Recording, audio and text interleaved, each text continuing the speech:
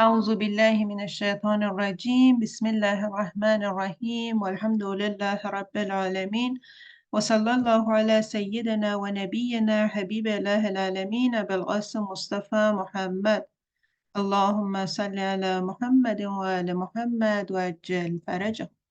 Hello everyone and welcome to the 16th week of Tadabbur and the Qur'an. Today we're going to have two chapters, chapter 98 and 99, Surah Al-Bayyinah and Surah Al-Zilzal. So let's start with Surah Al-Bayyinah. It has one paragraph. We will see it when we start reading. All of those verses are nicely connected to each other, and the whole chapter is talking about sending the clear sign from God, which is a messenger from God, and we will see what is the reaction of the people of the book and the polytheists. It's all talking about this. Before starting the chapter, I need to explain something about this chapter. Actually, some groups of Jewish and Christian and also other religion who heard about the last prophet based on their book, they moved to those areas, to Medina, Mecca, and the cities around them, and they were staying there waiting for the last prophet. Actually, they heard about the last prophet in their books from the previous prophets, and they knew about his sign, and they knew about his features, they knew about the last book, and they were waiting there. And every time that there was a struggle, a conflict between this group of people and with the polytheist or disbelievers, they were like, we are waiting for the last prophet, and they were so proud of it, and they were telling the disbelievers and polytheists that he is coming, we can beat you by his help, and this stuff, like very similar to what we are saying about the last Imam, and we are so proud of waiting for him, and we are saying that he is coming, and the final victory is for Muslims and stuff like that. Very similar to us, they were waiting for the last prophet, and they were so proud of themselves, and they were like, we are waiting for him, he is coming, and the final victory is with us. So in this situation that they are waiting for the last prophet came, but what was their reaction? Were they really following him, and did all of them accept him, or did they rejected him? So let's start reading this chapter, and through this chapter we can find out what happened on those days and what was the reaction of people about the last prophet. Bismillah ar-Rahman ar-Rahim. In the name of Allah, entirely beneficent, the ever merciful. لم يكن الذين كفروا من أهل الكتاب والمشركين منفكين حتى تأتيهم البينة. Those who disbelieved among the people of the book and the polytheists were not separated from the God's custom until the clear sign came to them. This verse is actually famous as one of the most difficult verses in Quran. It has a little complicated grammar, and it's not easy to understand the grammar of it. I tried to translate it in a way that it would be very easy to understand. So please pay attention carefully to this part to understand this verse. This verse is the most important verse in this chapter, and if we understand this part in a good way, then we can understand the rest of this chapter.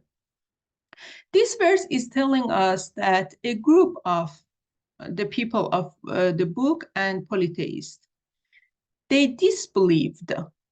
They are not believers anymore. Like the people of the book, they were believers before that. Polytheists, they were polytheists. They were disbelievers. But the people of the book, they were believers, but from a point, they became disbelieved. Why? Because they rejected the Prophet of the Islam. When he called them to Islam, they rejected him, they rejected his book, and they became disbelieved.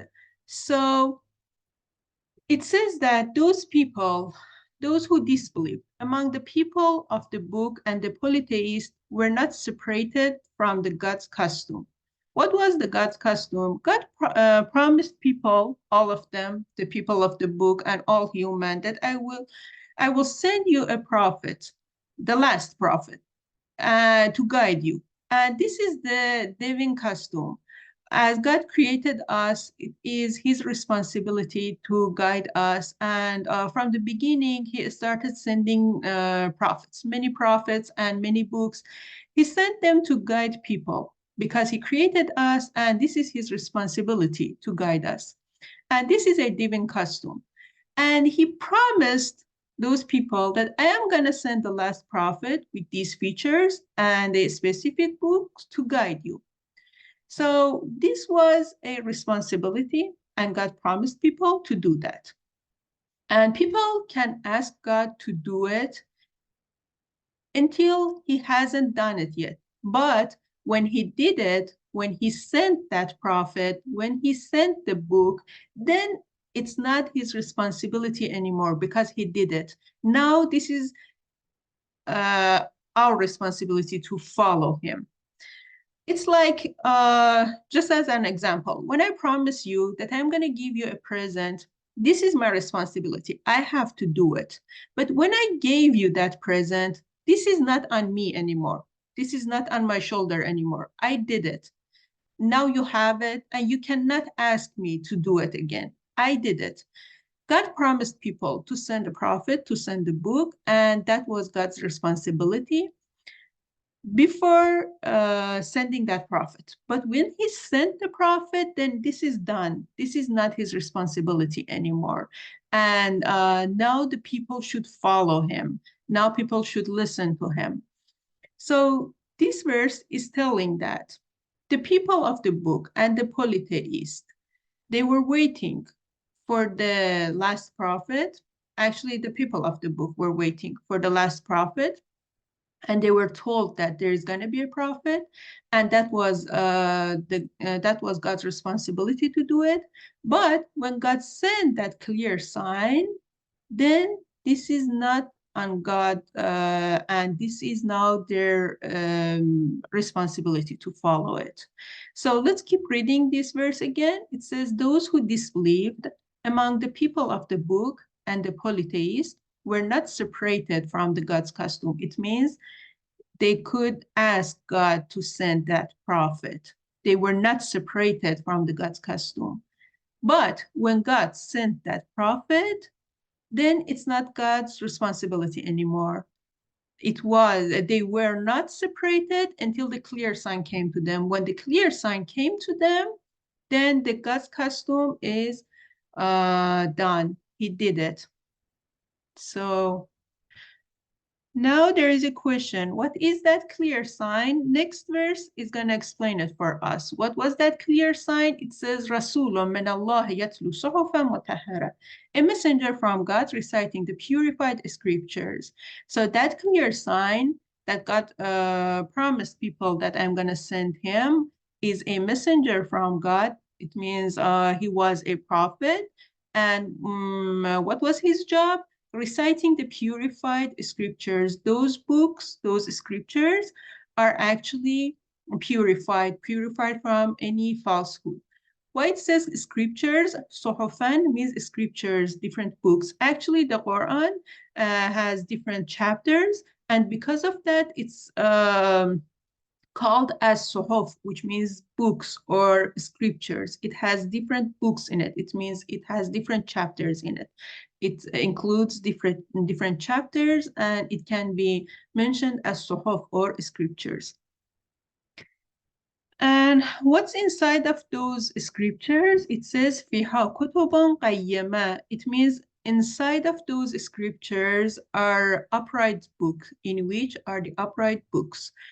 Kutubun qayyima, which I translated into the upright books, can be interpreted into two things. It means they are valued, and they are very actually high valued books. They are very valuable. And the other side, they are upright, which means They are looking after human society and its well-being and ensure its happiness. That's why we call it the upright books, because they look after human society and its well-being and stuff like that. So these are upright books. And both of these interpretation can be accepted, maybe in different levels. These are valuable. Also, these are upright books and everything that people needs to have a well-being society, it's inside the book. That's why it's called upright book. Let's go back to the first verse again. So now we understood that that clear sign that God promised people to send it was a messenger from God, and his job is reciting the purified scriptures. And those scriptures are actually upright books that people needs those books to have a good and happy society. But on the other side, about those people who became separated. The verse 4 is talking about them, and it says, وَمَا تَفَرَّقَ الَّذِينَ أُوتُوا الْكِتَابَ إِلَّا مِنْ بَعْدِ مَا جَاءَتْهُمُ الْبَيِّنَةُ. And those who were given the book did not become divided until the clear sign came to them. It means those people like the Christian and Jewish, they were all in one side, they were all together, and they were considered as a one group because they were all waiting for the last prophet. They were not separated. They were like one society, and they were all waiting for the last prophet to come.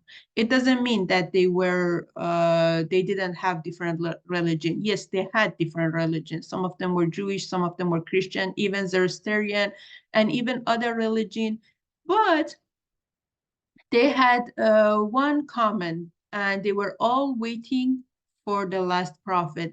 Considering this point, we can say they were all together and they were waiting for the last prophet to come, and they were not separated into different groups until the clear sign came. When the clear sign came, when the last prophet came, they started to be divided into different groups. Some of them believed in him, some of them accepted and converted to Islam, some of them rejected him, some of them tried to stand against him and start fighting him, and they became divided into different groups.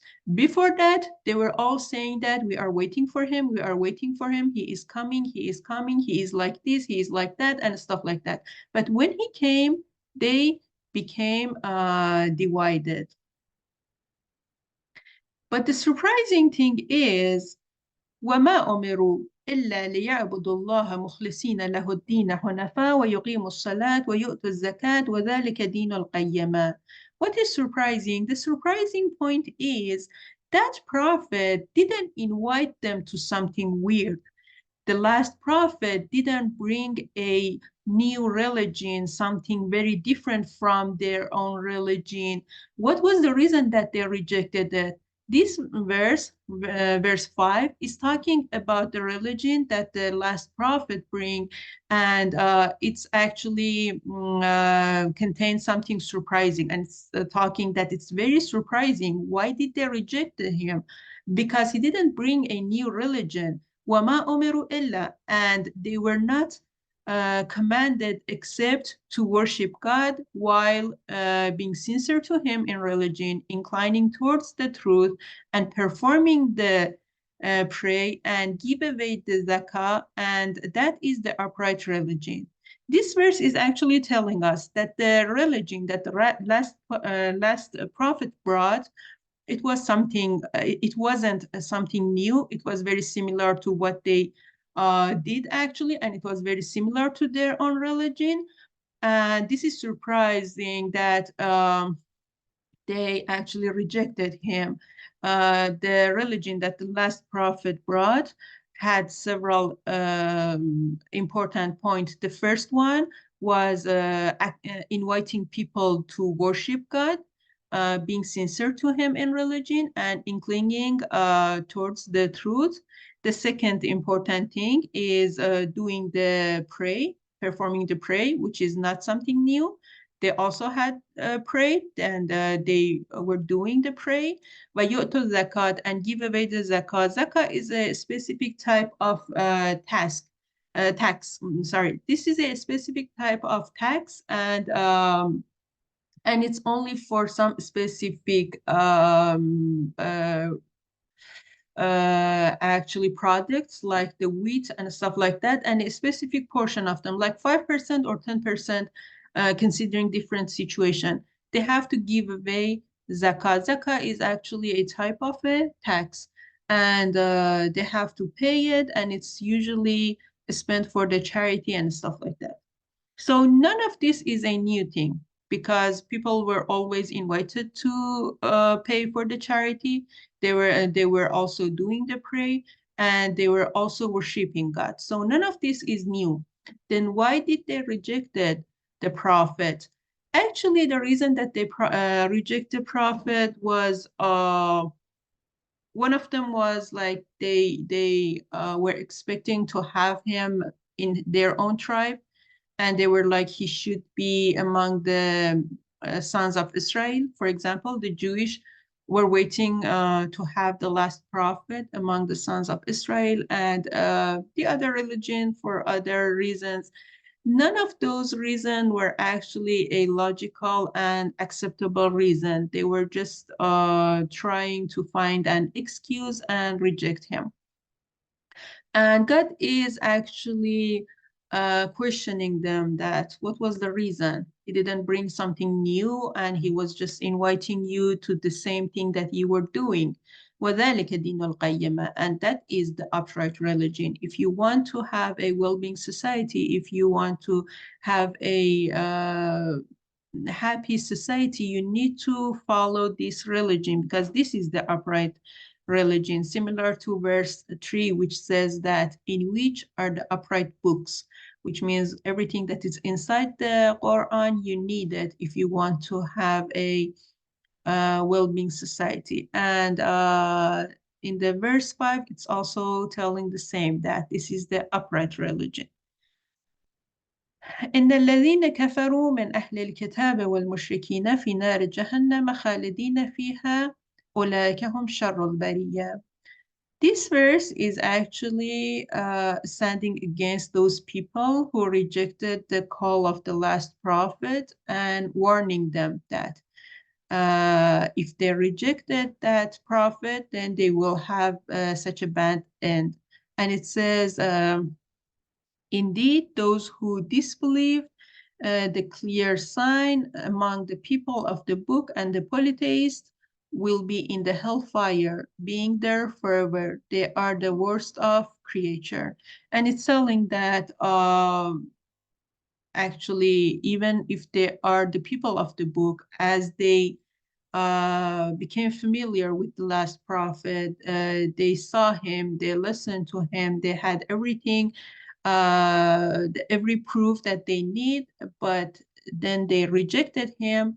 They are equal with the polytheist, and they will be in the hellfire, being there forever.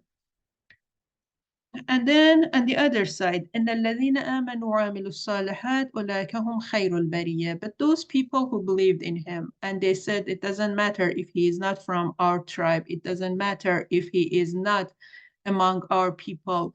We know him, and we knew that he should have this kind of a feature, and he is the clear sign. We should believe in him. If they believed in him and did righteous deeds, they are the best of creature. جزاؤهم عند ربهم جنات عدن تجري من تحتها الأنهار خالدين فيها أبدا رضي الله عنهم ورضوا عنه ذلك لمن خشي ربه. Their reward is with their Lord. Those people who believed in him and did righteous deed, they will be rewarded. Their reward is with their Lord, everlasting gardens beneath which rivers flow, being there forever. God is well pleased with them, and they are well pleased with him, because they said that we are okay if he is not among our people, if he is not among our tribe. He had all of those signs and all of those features that we were waiting for him.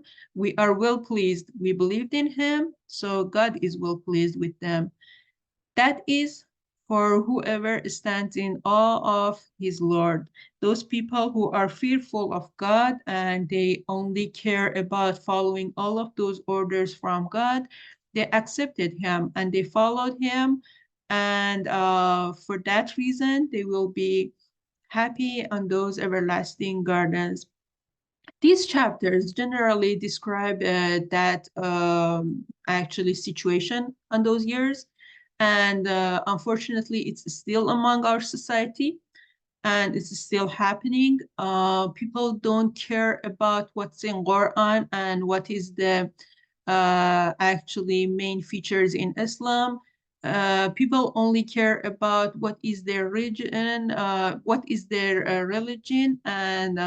is actually their own actually tradition. If they were born in a specific society, in a specific religion, they try to stay on that. But Islam invite all of us to do study, even Muslims. Our Islam is not accepted until we do our study and we believe in Islam based on our own study, based on reading Quran, based on checking all of those fundamental features in Islam. So all religion doesn't matter if even you were born in a Muslim family, if you were born in a Christian family, in a Jewish family, you're all invited to read Quran, to study about Islam. If you can reject it based on some logical reasons, then you rejected, but only because you were born in a specific situation. Reject Islam for those kind of a reason, like because the last prophet is not among our tribe and stuff like that. In this situation, that believing is not accepted and that religion is not accepted, and this is among disbelievers. This is the main important, actually, this is the main and the important message in this chapter. And it's telling us that the messenger of Allah distinguished belief and disbelief and hell from paradise. So checking about this prophet, the last prophet, because he distinguished belief from disbelief. We cannot reject him without knowing him, without doing any study about him. The Prophet of Islam, peace be upon him, is regarded as the divine clear sign, and God did the divine custom by sending him to people. He is the only scale of belief and disbelief.